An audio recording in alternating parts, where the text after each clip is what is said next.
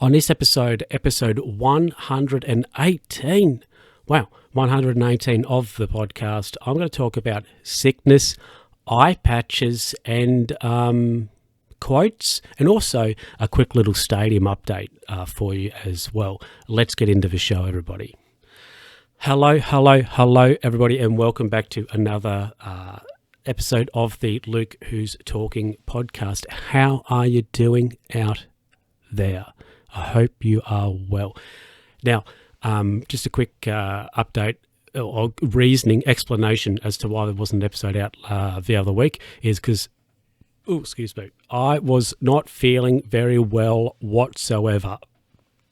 Earlier in the week, the Monday and the Tuesday, not great, was most definitely better come sort of Wednesday, but still not great. I usually record sort of Mondays and then, Mondays or Tuesdays I usually record, and then kind of Wednesday, Thursday do some editing, upload Thursday for Friday. So, wasn't well. So that's why I wasn't a show last time. So I don't have a lot of things to talk about, but so the first thing I've got on my sheet is being unwell, not a great time. Yeah, I guess I've pretty much talked about it. So I was sort of the Monday. So Sunday, when I went to bed, I was not.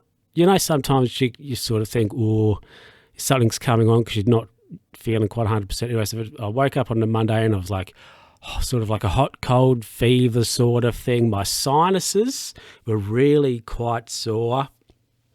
And my body was aching a little bit, but I wasn't like coughing or wasn't sort of productive in that regard anyway. And sort of when Tuesday came, sort of hot, cold, a little bit like that again, not aching. But then when the Wednesday came, like the hot, cold sort of the fever thing had gone, and I was just generally feeling not great. My sinuses and such weren't hurting anymore or weren't sore, and my body, I only had a little bit of discomfort, I'd say, on the Monday, but apart from that, no. I did do a COVID test, and it was negative, but on the Tuesday I did ring up my doctor and had a bit of talk to them, and they were like, so what are your symptoms? And I said to them, sort of a bit kind of hot, cold, like it'd be, so now I have my jumper. If you're watching on the video, I've got my jumper zipped up. So it'd be a situation of I'd zip my jumper up, right? I'd get a bit warm, so I'd unzip it to cool off. And then, however long later, I'll have to zip it up again because I've sort of gotten a bit chilly. So you have to zip it up again. And so it was a little bit like that, zip up, unzip throughout the day sort of thing. And also I was talking to somebody today, as in this is Wednesday I'm recording, so I'm like, oh, sounds like COVID symptoms to me. And also because one day, I think it might have been on the Tuesday, I had some toast and I put some Vegemite on it, my typical dosage of Vegemite, and it tasted disgusting. It was like really salty. It tasted to me, I was like, oh, it seemed really salty, but like a day or two later, I had some again, and it was fine. So, I'm not sure what that was about. I called my doctor and had a little bit of a chat to them, and they were like,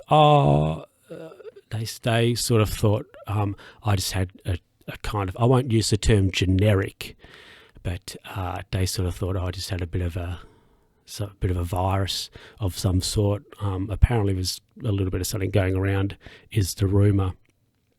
So the doctor was like, oh, you've got a Trojan horse. There's a joke for you IT folk. So just not feeling great. And and then last week I was better, but I'd sort of got to 85-90%, and I've kind of stayed there. I'd even say today, probably I was not quite 100%. But anyway, it is what it is, I guess. So most definitely better. I would probably still say not quite unwell. So the last this week, sort of late last week and this week, I've been trying to get back into routines that had been broken the previous week. So that's been interesting. But anyway, there we go. Haven't been too well. Anyway, I'll be back and with something I saw the other day. It's a little bit odd, so we'll get into that. So Monday, I believe it was, I was first time I'd driven the car for 2 weeks, and so I was driving somewhere, and I saw somebody walking, and they had an eye patch on, and I was like, so many questions. Excuse me. So many questions in regards to the eye patch. So why? I guess I say so many questions. I mean, I guess really just a question. Why the eye patch? I don't know. Bizarre. I saw this guy. Now, if I remember correctly, I think they were bald, or at least had a shaven head. So maybe they're like a Bond villain. And, but they had an eye patch. And it was just, I thought, if I got maybe some sort of eye infection, maybe? It might be extreme to suggest, but do they not have a left eye? It was a classic pirate eye patch because it was a black one as well. So I don't really know where to go with that, but that was an interesting thing to see. Oh, and speaking briefly of Bond villains, this is something to share. So for various reasons, where I live, the mayor has resigned his position, so there's a by-election now to determine for a new mayor to be elected. And I sort of posted a sign the other day with one of the candidates on it, and they're a lady, it doesn't matter, but they had a black, like, skivvy turtleneck on, if I'm remembering this correct, and have sort of shortish cut, sort of blondish, greyish kind of hair. And just at a glance, I was like, and they have like could I say I'm going to say a stern or like a reasonably sort of serious-ish expression on their face. And I was like, are they a Bond villain? That was a Bond villain. I was like, are they a Bond villain? That was a little bit of thing on that. Anyway, we'll be back after this with a couple of quick little stadium updates for you and a couple of quotes as well.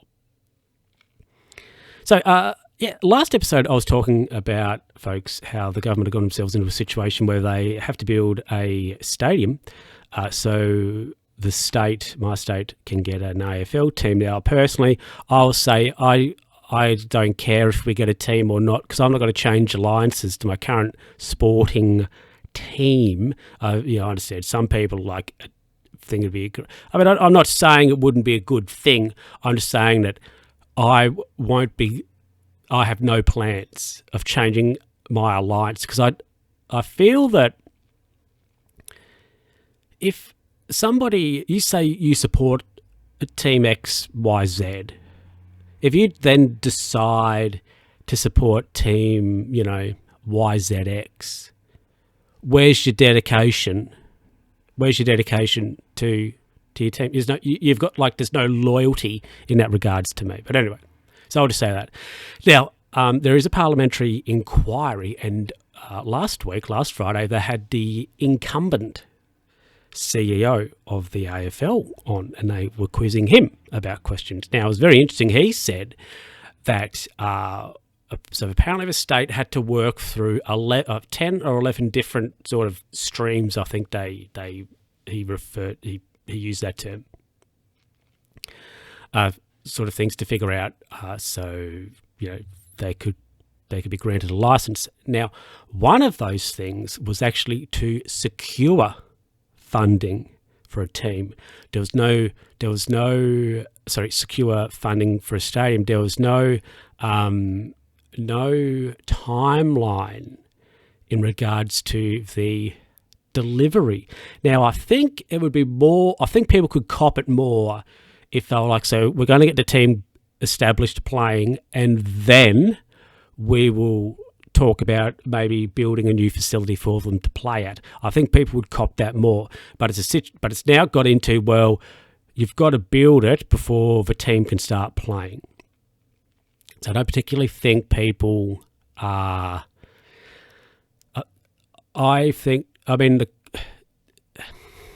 ignoring the fact that the cost is ridiculous. I mean, they've just made it up, right? But I think moving away from that, I think it's got to like no stadium, no team situation. Now that brings me on to my second little bit of my second little gem that was sort of discovered in this chat with the CEO of the AFL, and that is if the stadium can't, because the government have signed the contract to say that the stadium's going to be built at the proposed site. Now, if the stadium can't be built there for an engineer, because the site used to be a freight yard, and it is reclaimed land. So there would be, like, I'm not an engineer, but I would imagine there would be engineering difficulties. There would be some problems there in regards to the site, okay? Now, and also, regards to contamination and, like, environmental problems. Now, my understanding is there's not been any, like, geological survey or geotechnical surveys done on the site. So if it's a situation of, the stadium can't be built there for an engineering or an environmental reason, or it doesn't get through the planning process, they're like, no, and it can't be built at the proposed site. That also means, quote, no team. So I find it, now regardless of if you think the stadium in general is a good or bad idea, I find it absolutely unreal that they have signed the deal without, like, mechanisms for a plan B. Surely that wouldn't be ridiculous to go, okay, so this is our preferred site. We'll agree to that in the contract, but we will also have built into the deal, into the contract, that if plan A is unworkable for whatever reason, we have the option to seek an alternate site for the building. I personally don't think that. Surely that's not a ridiculous thing. And the government are like, oh, we've dedicated to delivering, the stated team. Well, if they were, or they reckon they're so dedicated, surely it wouldn't be ridiculous to have, a couple of plan B scenarios within the contract instead of completely wedding yourself to one location. And if it can't work there for whatever reason, if it's an engineering issue, for example, it's all gone. It's over. That's crazy to me.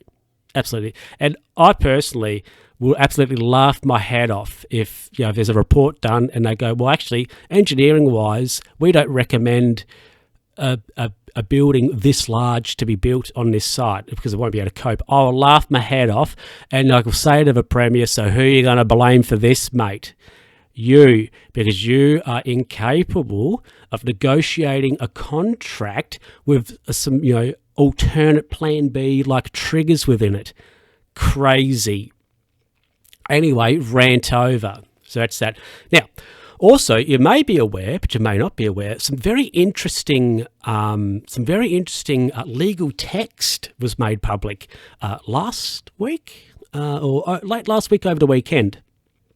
Actually, no, this was 2 or 3 weeks ago. So I was going to share some of my favourite quotes from this particular legal text, and then I'll wrap up the show. Anyway, so yes, I've got I've got 4 of them here. The second one's actually quite lengthy. Sorry, the third one's quite lengthy, but I've got a couple of them here. So we'll get off. Number 1, secret. This is secret information. Look at this. I'll save the second one here. I am paraphrasing a little bit, but it says, I shouldn't be showing you this map. Don't get too close. The next one. Oh, there's a garbage truck outside. Can you hear that? I can. Next one here. The first thing I thought of when I heard about it is, how does the press get this information as classified? How do they do it? You know why? Because it's an illegal process, and the press should be ashamed of themselves. But more importantly, the people who gave out the information to the press should be ashamed of themselves. Really ashamed. Have you figured out what I'm quoting yet? Isn't that interesting? That's the last one.